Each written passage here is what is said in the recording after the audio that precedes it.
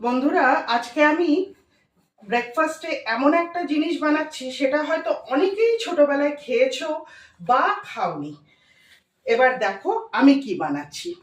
তোমার বাড়িতে আটা মাখা রয়েছে, বাড়িতে তরি তরকারি কিছু নেই বা বানাবার সময় নেই, এইটা বানিয়ে খাও। যদি ভালোবাসো খেতে তো এটা বারবার বানিয়ে খাবে।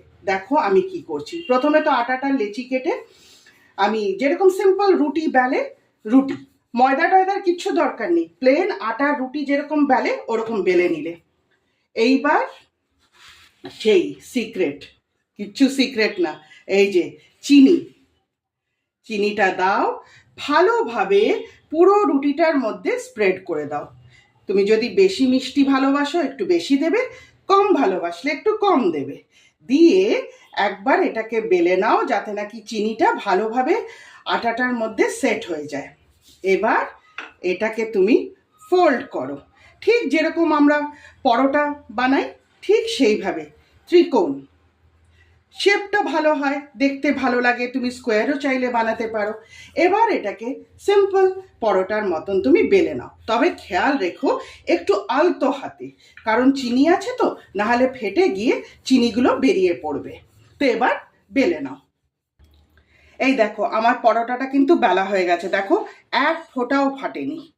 আর আমি যেহেতু একটা পরোটা বানাচ্ছি স্লাইটলি মোটা করেছি, তোমরা চাইলে একটু পাতলা, কিন্তু একদম রুটির মতন পাতলাও করো না, নাহলে ফেটে যাবে।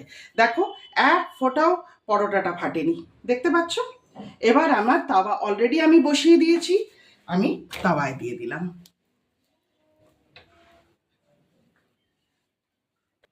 এই দেখো একটা সাইড আমার সেঁকা হয়ে গেছে, আমি উল্টে দিয়েছি।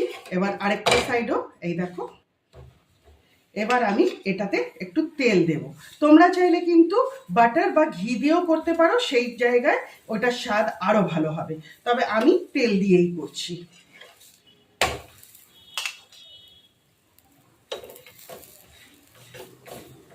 ব্যাস, এবারে এটাকে পরোটার মতো আমরা ভেজে নেব।